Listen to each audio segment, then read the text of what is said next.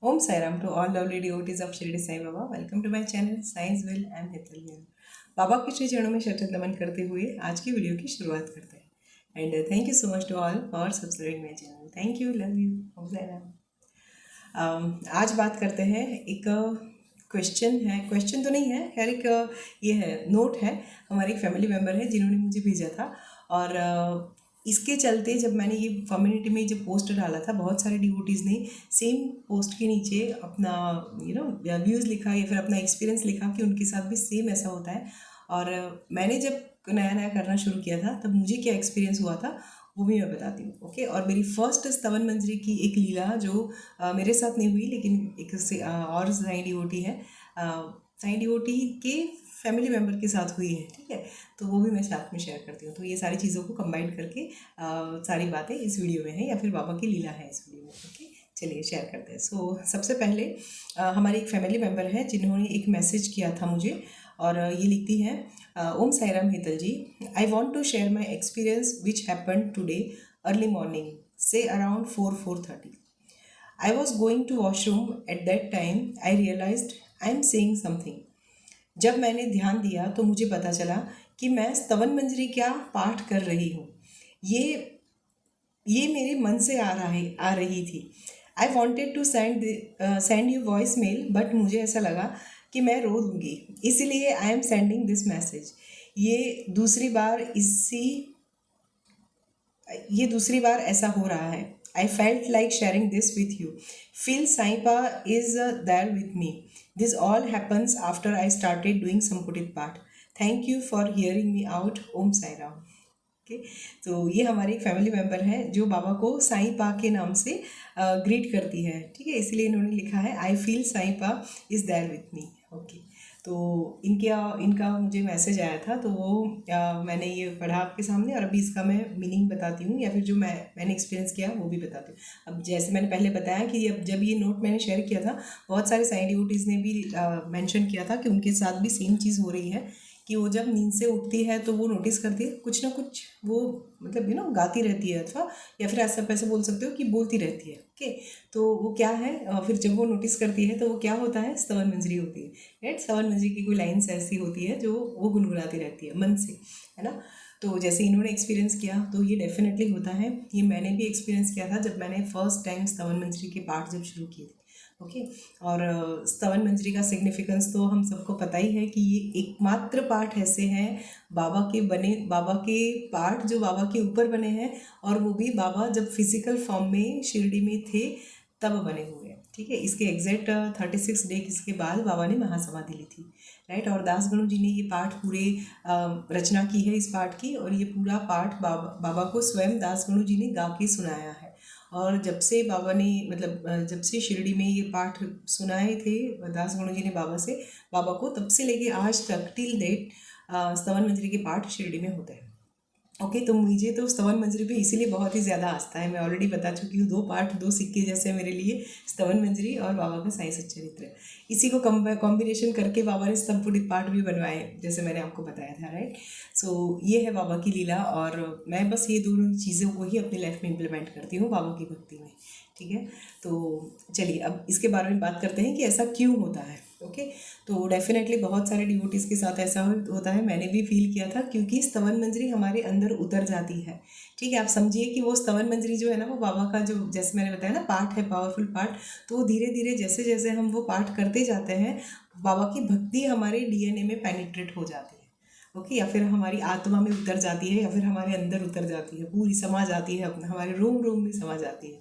Okay, और जब वो रोम रोम में समा जाती है ना तभी जाके इसका रेसिटेशन हम नींद में भी करते हैं. ओके, और ये एक्सपीरियंस होता है. मेरा भी ये हुआ था जब मैंने स्तवन मंजरी शुरू की, मतलब जब करना शुरू किया था ना 2012 में.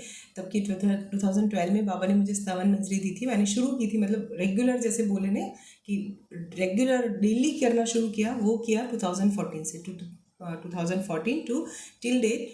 मैं अभी डेली स्तवन मंजरी करती हूँ. मेरा लाइफ में आई थिंक एक भी दिन ऐसा नहीं गया होगा जिस दिन मैंने स्तवन मंजरी ना की हो. ओके, तो ये है और बहुत औसम और बहुत पावरफुल पार्ट है. जैसे कोई हम बोलते हैं ना कि शिव पूजा में सबसे ऊपर क्या, तो रुद्राभिषेक है ना. रुद्राभिषेक से ऊपर कुछ भी नहीं. जैसे फिर माता रानी की पूजा में सबसे ऊपर क्या आता है, तो ये माता जी का पाठ, चंडी पाठ जिसको बोले या फिर दुर्गा सप्तशती बोले, ठीक है।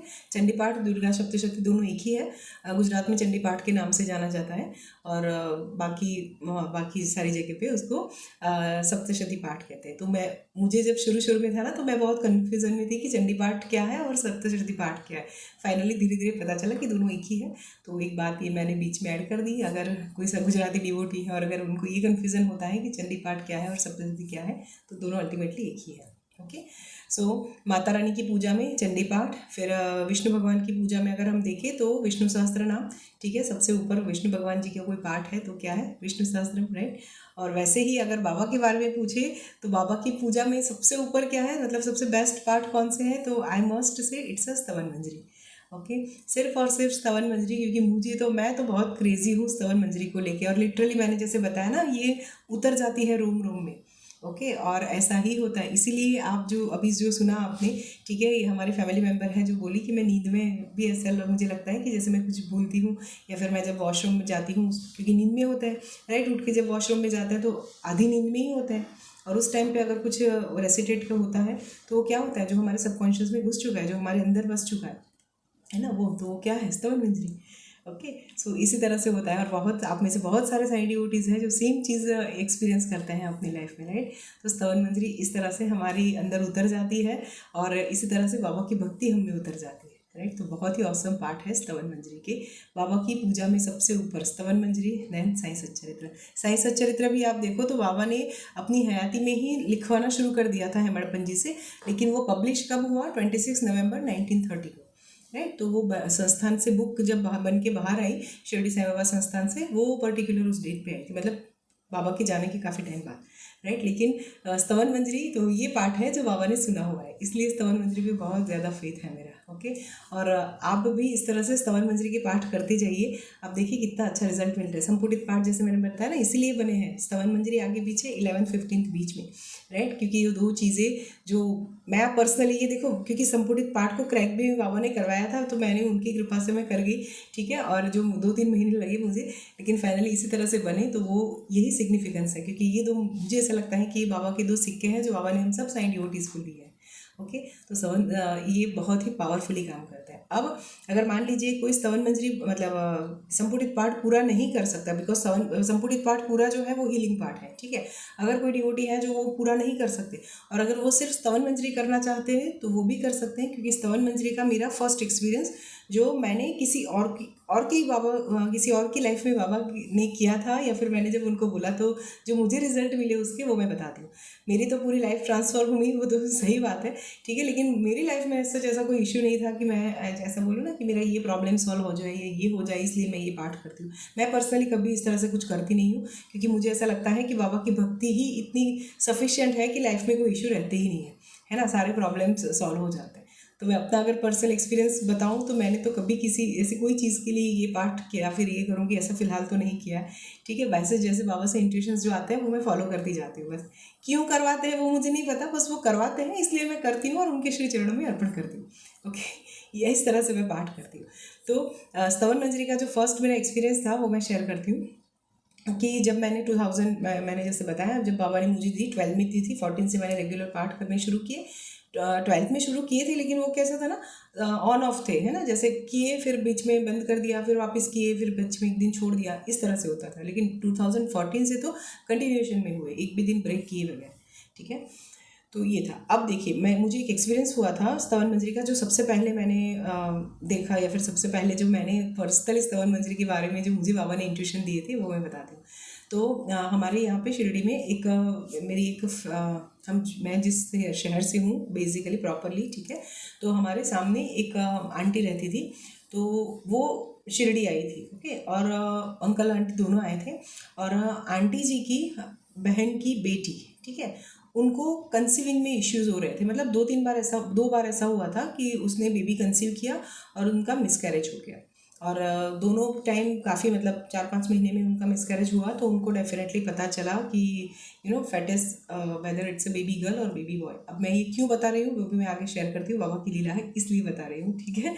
तो ये था कि उन्होंने मुझे बताया था कि 2 बार उनके मिसकैरेज हुए, एक बार बेटा था, एक बार बेटी थी, और अनफॉर्चुनेटली पता नहीं क्या उसको प्रेगनेंसी रहती नहीं है, शादी के 5 साल हो चुकी थी। ओके। अब ये था कि आंटी ने ये सारी बातें मुझसे शेयर करना। मैं शिरडी में थी तो मुझे बस मैं वहाँ, मेरा बाबा का मंदिर जो है वहाँ पे जाके हम लोग बैठ गए थे, मैं और आंटी जी। मैं बोला बाबा से जो प्रेरणा मिलेगी मैं आपको शेयर करती हूँ, आप बस करना शुरू कीजिए और देखिए बाबा क्या लीला करते हैं। और वो आंटी को मुझ पे बहुत फेथ था, क्योंकि ये था कि मुझे भी नहीं पता क्या होता है, लेकिन बस होता है कि मैं जैसे कुछ भी बाबा के सामने बैठ के कुछ बोलती हूँ ना, ठीक है, और अगर कोई परफॉर्म करता है तो उनके रिजल्ट मिलते हैं। ये पहले, ये तब की बात है, मतलब काफ़ी टाइम पहले की बात है, ये होता था और ये आज भी होता है। लेकिन आज ये है कि मेरे पास बेस है कि मैं न्यूमरोलॉजी के अकॉर्डिंग सबको गाइडेंस देती हूँ, ठीक है। पहले ये था कि पहले मैं सिर्फ बाबा के इंट्यूशंस फॉलो करती थी, ठीक है, मुझे जो भी आते थे या फिर जो भी, और मैं वो इतने स्ट्रांग थे ना कि 100% उसके रिजल्ट मिले, आज तक हमेशा मिले। ओके। और मिलते भी है, आगे भी मिलते रहेंगे जिस तरह से बाबा गाइड करते हैं। लेकिन ये नहीं होता कि कोई मुझे फ़ोन करे या फिर कोई मुझे बोले और मैं उनके लिए करूं और मुझे वो काम, ऐसे नहीं। वो बाबा की मर्जी होगी तब मुझे, तब जाके होता है, और अगर मैं वो फॉलो करती हूँ तो मुझे रिजल्ट मिलते हैं। इस तरह से ये काम होता है, राइट। सो ये एक थी उनकी लीला। और उन्होंने उस टाइम पे जब वो कंसीव नहीं कर पा रही थी, आंटी ने आके ये बात मुझे बताई, और हम लोग जब बाबा के सामने बैठे तो मैंने रेंडमली प्रेयर वैसे ही किया था, और मैंने रेंडमली अपना ड्रॉवर खोला और सबसे पहले ऊपर मुझे जो दिखा ना वो स्तवन मंजरी थी। तो मैंने उनको स्तवन मंजरी दी। और मैं गुजराती हूँ तो मेरे पास गुजराती स्तवन मंजरी में हमेशा स्टॉक में रखती थी मेरे घर पे, स्तवन मंजरी एज वेल एज साईं सच्चरित्र, कि अगर मुझे बाबा से कुछ, किसी के लिए कुछ गाइडेंस मिलता है या फिर कुछ होता है तो मैं, अगर मुझे कुछ देना है तो मेरे पास कुछ तो हो एटलीस्ट, राइट। तो मैं पोथी और ये स्तवन मंजरी मेरे पास स्टॉक में हमेशा रहती थी। तो मैंने उनको स्तवन मंजरी निकली मेरे ड्रॉवर से, तो मैंने उनको वो दी और मैंने बोला आप इसके पाठ कीजिए और देखिए बाबा किस तरह से लीला करते हैं, ठीक है। और डेफिनेटली बाबा ने चाहा तो 1 साल के अंदर उनकी गोद भर जाएगी। और उसी टाइम आंटी ने बीच में ये बात बताई मुझे कि इतनी परेशान है वो कि उसकी जो, उनकी जो सासू माँ थी, वो जो लड़की की जो सासू माँ है, उसने उसे एक बार ऐसा बोल दिया था कि अगर बच्चा नहीं दे सकती तो फिर मेरे बेटे की दूसरी शादी करवा दूंगी मैं, है ना। तो आप सोचिए कि वो लेडी के दिमाग में इस बात का कितना गहरा असर हुआ होगा, है ना। वो लिटरली वो बात से रो रही थी और आंटी ने वही सारी बातें मेरे साथ शेयर की, है ना। तो बोलते हैं उसकी सासू माँ उसको इस तरह से बोलती है कि तो हमें समझ नहीं आता कि क्या करें, क्या होगा आगे। मैं बोला कुछ नहीं, वो उनकी सोच, उनको मुबारक, ठीक है। अभी हमें उसके ऊपर फोकस नहीं करना है, अभी हमारा मेन फोकस कहाँ है, इस बच्ची को कितने जल्दी हम उसके कर्मास को ठीक करके उसकी गोद में, अब हम तो नहीं करेंगे, करेंगे तो बाबा, मैं तो सिर्फ रास्ता दिखाती हूँ। मैं इनफेक्ट आज भी अगर कंसल्टेशन लेती हूँ तो मैं भी सिर्फ सेम वही करती हूँ, ठीक है। मैं सिर्फ आपको पाथ दिखाती हूँ, आप उस पर जो भी चलते हैं या फिर जो भी करते हैं उसके अकॉर्डिंग उनको रिजल्ट्स मिलते हैं, और वो भी अगेन बाबा की कृपा से ही होता है।